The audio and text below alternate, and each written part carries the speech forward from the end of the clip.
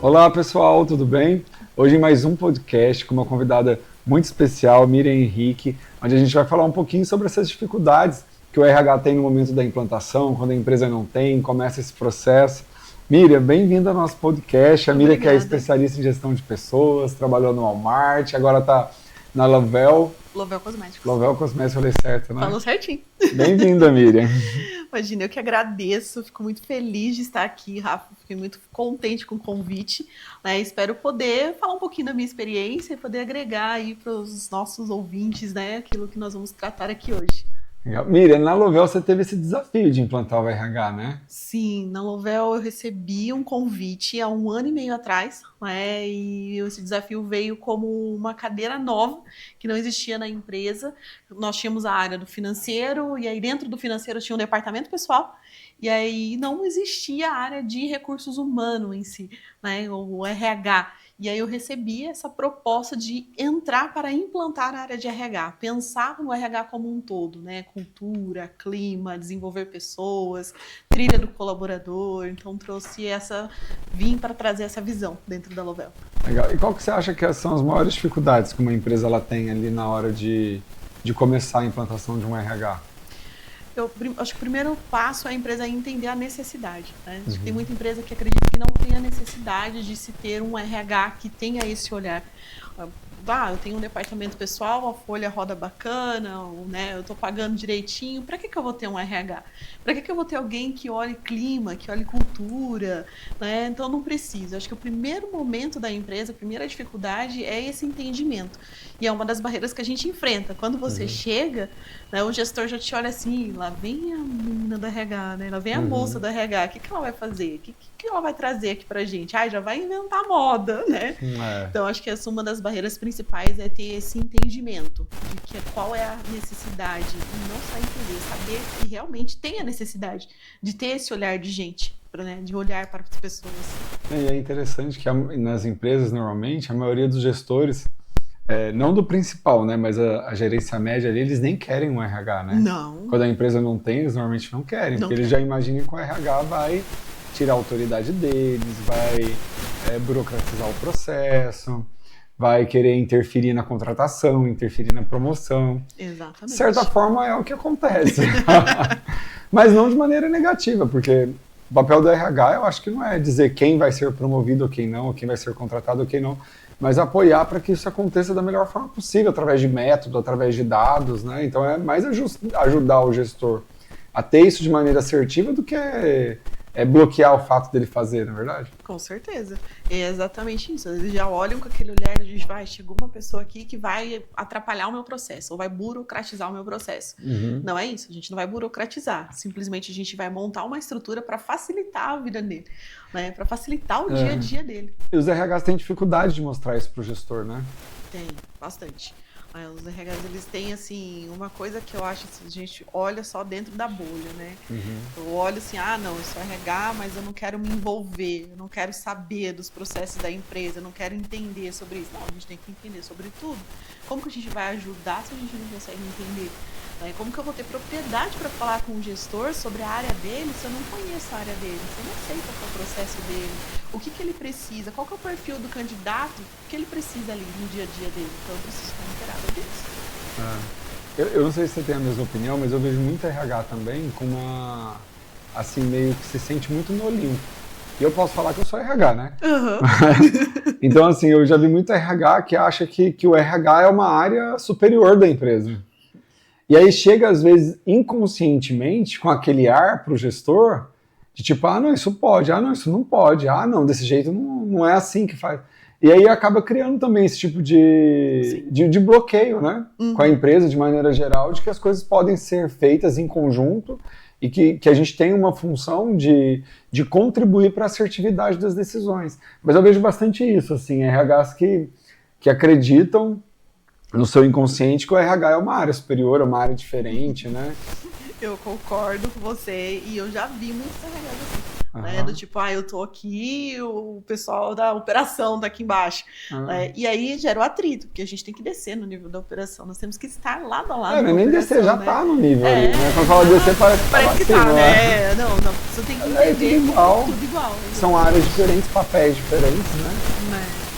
Eu até tenho um caso, assim, que aconteceu recente. Eu tenho feito as contratações e eu tenho percebido que, poxa, tá faltando alguma coisa, né? E eu cheguei pro CEO da empresa e falei pra ele, assim, olha, me dá a oportunidade de estar com o representante na rua. Eu quero passar uma semana com ele na rua. Eu quero entender como que é o cliente que ele atende, como que é a postura dele frente ao cliente, o que esse cliente espera que o representante traga para ele. E aí eu vou tentar com isso entender mais da operação e trazer. E ele adorou a ideia. Ele falou assim, nossa, não, agora. Quando você quer ir? Quer ir semana que vem já? Eu falei assim, vamos já. E tem CEO que é muito animado com essas coisas de RH, né? Tem CEO que é. Tem CEO que você tem que conquistar. Sim. Quando você chega, ele também... a grande maioria. Quando você chega também, ele já fala assim, o que ela vai fazer? Que ela tá. E aí você tem que entender do negócio para falar com ele sobre o negócio. Para ele entender que você tá ali para fazer o negócio dele crescer. Da mesma maneira como o negócio dele cresce em vendas, cresce em marketing, né? O marketing ajuda no crescimento das vendas, o marketing ajuda no crescimento do negócio, o RH também tem que estar ali para isso, para ajudar o negócio a crescer. Sim, verdade. E uma coisa também que eu acho que as empresas falham muito é que quando elas vão implantar o RH, ao invés de elas contratarem um profissional que já tem mais experiência com isso, às vezes contrata alguém que nunca trabalhou com isso para começar o trabalho. Aí como é que alguém que nunca trabalhou com isso, um estagiário, vai conseguir desenvolver um setor que assim, que tem toda uma complexidade, toda uma estrutura, né? Aí depois acha que não deu certo, mas é claro. Ou se não promove, né, Rafa? Pega ali e tá assim, nossa, eu tenho um excelente analista aqui de departamento pessoal. Uma pessoa no financeiro, vamos colocar ela. Uma pessoa no financeiro, E aí promove, não, agora a gente tem um RH. Poxa, o que ela conheceu do processo, né? Ela sabe de financeiro muito bem, né? Mas de pessoas, e o tato, e o olhar sistêmico que a gente tem que ter, né? A gente pode ter uma visão limitada, a gente tem que ter a visão do todo da empresa. É verdade.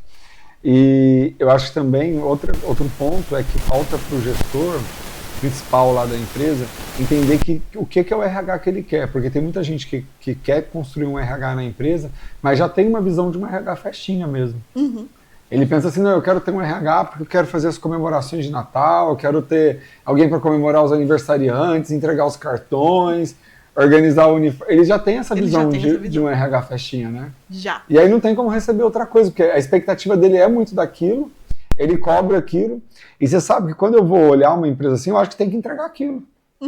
Porque não adianta você entregar algo... É o esperado, né? É o esperado, e aí depois daquilo você parte para outras coisas, porque tem muita gente que é assim, às vezes vem com uma visão tão forte, assim, de nossa, mas eu quero um RH diferente, um RH estratégico, e aí entrega o que o gestor não está com a expectativa de receber, às vezes frustra as ambições dele para aquilo, então é começar pelo que ele quer receber. É isso. E aí, a partir do momento que você entregou aquilo, aí você começa a mostrar coisas que você pode trazer a mais. Aí abre abertura para outras coisas. Exato. Porque você fez o que ele esperava. Né? A partir do momento que você entrou, você fez o que ele esperava, então agora, assim, além disso, que tal a gente fazer isso também? Que tal a gente mudar aqui, implantar algo aqui e começar pela dor, né? Qual que é a dor que você, como RH, você percebe que a empresa tem? Então ali você ir tateando até chegar no momento certo para implantar, para colocar na cabeça dele que ele precisa também tratar dessa dor. Você sabe que eu lembrei de uma coisa, uma empresa que eu trabalhei, né, não pode falar o nome, mas uma empresa que eu trabalhei, eu comecei a trabalhar, a proposta era fazer uma implantação de um RH estratégico e tudo mais, e aí eu lembro que os meus 2 primeiros meses lá, o trabalho era muito focado em RH festinha, sabe, em RH humanizado, beleza? O que é importante, que a gente está falando, mas eu via que o meu gestor estava me limitando muito naquilo. E aí um dia eu cheguei para ele e falei assim, olha, se você quer um RH para fazer os aniversariantes do mês, para organizar a política de carga de salário, para organizar essas coisas que você está com a expectativa de fazer, acho melhor você contratar outra pessoa, porque eu vou sair caro para você, falei para ele, eu vou sair caro para você, eu vou ficar frustrado também, e não vai funcionar, eu acho que você consegue alguém aí... Mais barato, que vai entregar exatamente isso. E aí ele ficou assim... E aí ele nunca mais, depois daquilo, nossa relação ficou perfeita. Porque antes parece que tudo que eu ia falar, ele tava com aquela expectativa lá de outra coisa, completamente diferente. Uhum. E aí mudou o nosso relacionamento. E aí às vezes também funciona. Às vezes você tem que esclarecer quais são essas expectativas, o que você está proposto a fazer, que tipo de entrega você consegue dar, né? Até para alinhar aquilo junto com a empresa. Porque se é uma pessoa que está acostumada a ter um RH muito estratégico, muito extraordinário, obviamente ela não quer ficar fazendo festinha de fim de mês. Não. Né? Ela não quer organizar a decoração da Copa. E se é alguém também que até hoje só teve esse tipo de atividade e a empresa está com a expectativa de que ela ajude na redução de custo pessoal, também ela não vai entregar. Uhum. Então, às vezes, alinhar essa expectativa com a empresa, o que você está querendo construir, o que eu tenho experiência para fazer, até onde eu vou ter que buscar uma formação a mais, né? Até onde você vai ter que esperar para que eu aprenda alguma coisa. É importante, não é verdade? Sim, muito importante, porque a gente vai trazer a bagagem daquilo que é esperado, daquilo que a gente pode entregar e daquilo que é a necessidade, né? Então, se a necessidade é a festinha, mas também trazer aquilo, olha, vamos alinhar as expectativas, assim como você falou, né? Vamos alinhar as expectativas. Eu posso te entregar muito mais do que aquilo que você está esperando agora. Que tal a gente fazer assim? Então tem que ter essa visão também. É verdade. E às vezes tem que ir para o confronto, não, mas tem que ir para a realidade, né? Tem que ir para os esclarecimentos, né? Eu estou aqui, posso te ajudar nisso, nisso e nisso. Você quer seguir com esse caminho junto comigo? Senão, a gente vai ter que conseguir uma pessoa que te atenda de forma mais barata, que é o que você fez, que foi muito, muito bem feito, né? Vamos dizer assim. Eu dei um tiro ali, podia ter errado, podia, mas acertou. Acertou. Mas eu sabe que naquela época eu estava bem disposto. Se ele falasse assim, então não é, eu falava, tá tudo bem. Vamos seguir, a gente continua amigo. Eu até contrato uma pessoa para o meu lugar. Eu até faço o processo, ajudo. Tá tranquilo. Mas não, legal, assim, foi super bem depois a nossa relação depois disso. Que bom. E conta mais uma coisa, você acha que depois que estabelecido esse processo, qual que é um passo a passo que um RH tem que ter para fazer uma implantação de um RH eficaz numa empresa que não tem nada? Bom, primeiro conhecer a empresa, né? Conhecer a organização, conhecer o que ela já tem, cuidar para não falar, né? A gente vai chegar a fazer uma implantação e a gente encontra coisas que tem ali no meio que algumas pessoas já fizeram ou tentaram fazer, então cuidar para não desdenhar, né? Tipo, nossa, mas isso aqui não funciona. Não, trazer para que a empresa entenda e para que as pessoas olhem que você está ali para ser um facilitador e a pessoa que vai acompanhar no dia a dia. E aí sim começar a estruturar os processos, né? Então, o que a empresa tem, o que a empresa precisa e aonde a empresa quer chegar com isso. Porque também não adianta eu chegar na empresa para fazer uma implantação de RH e querer implantar tudo de uma vez, sendo que a empresa não tem essa maturidade da necessidade no momento. Então, é entender os processos que existem hoje e criar o passo a passo. Então, hoje, o que eu vou atacar? Poxa, eu tenho um departamento pessoal que funciona? Perfeito. Preciso de alguma informação ali? Não, está funcionando. Então, vamos para o próximo passo. O que não está funcionando? Então, não funciona o recrutamento e seleção, não funciona um board de colaboradores. O que é o mais importante no momento? Então, vamos passo a passo, vamos esquartejar ali, né? O RH para implantar de forma eficaz cada passo. Então, implantei o primeiro, recrutamento e seleção. Então, criei a política, criei o papel e responsabilidade de cada cargo. Maravilha, vou pro próximo. Vou implantar um board de colaboradores. E focado também na expectativa da empresa, né? Às vezes a empresa não quer fazer descrição de cargo, então não perca tempo também fazendo. Né? Exatamente, porque às vezes eu vou olhar justamente a expectativa da empresa, né? Senão eu vou seguindo os passos que não querem. Então, por isso, entender o local onde você está hoje e o que a empresa quer para aquele momento. Por exemplo, quando eu cheguei para fazer essa implantação de RH, eu entendi que a empresa estava necessitada de recrutamento e seleção. Então, eu foquei praticamente os 6 primeiros meses com recrutamento e seleção. Então, mas em estrutural ou recrutar mesmo? Recrutar mesmo, né? Recrutar. Porque o estrutural eu iria fazer se fosse alguém fazer o processo, né? Então, como eu tinha que fazer o processo, então eu comecei fazendo o processo em si mesmo. Então, todo o processo, desde o começo da divulgação, da entrevista, 6 meses fazendo isso. Deu 6 meses, falei assim, bom, agora nós precisamos contabilizar isso, fazer uma política. Por quê? Porque eu vou fazer uma parte, outra parte vai ser o gestor que vai fazer, outra parte vai ser a equipe do comercial que vai fazer e assim por diante. Então, depois que eu entendi que o recrutamento era necessário, agora o meu olhar está onde? No onboard do colaborador. Né? Então, qual que vai ser a trajetória dele desde o início lá até a finalização, onde ele vai ser entregue para a área para trabalhar. O que ele precisa. Né? Então, por partes. Legal, legal. Miriam, conta pra mim, qual a maior dificuldade você já viveu com esse tipo de trabalho? Eu acredito que é mais a rejeição mesmo, né, Rafa? Porque o líder entender, ou a empresa entender que a gente está ali para ser uma pessoa que vai auxiliar ele nos processos do dia a dia. Né? Eu não vou atrapalhar, eu não vou trazer mais uma dificuldade, eu não vou trazer mais algo que vai piorar o dia a dia dele. Né? A falta, às vezes, de entendimento da gestão, de que o RH, ou estou ali para auxiliar e para que, a partir do momento que ele aprenda ou que eu consiga construir com ele algo duradouro, vai facilitar a vida dele. Às vezes, até chegar nisso, demora um pouquinho. Tem umas arestas ali, tem algumas limitantes que você tem que tirar ali, né, do que, porque eu vivi no outro lugar. Não, calma, que a gente vai viver junto, a gente vai construir junto. Eu acho que a maior dificuldade é essa barreira que existe ainda, não sei se você concorda comigo ou não. Não, a gente estava falando disso. Se existe ainda essa barreira do gestor com o RH. Sim, eu não sei se você tem essa visão também, mas quando vai começar um RH numa empresa, os colaboradores também acham muito que o RH é muro de lamentação, né? Então eles querem reclamar do mundo. Então eles guardam todas as frustrações dele. Aí falou que vai ter um RH, vou lá falar disso, vou lá falar daquilo.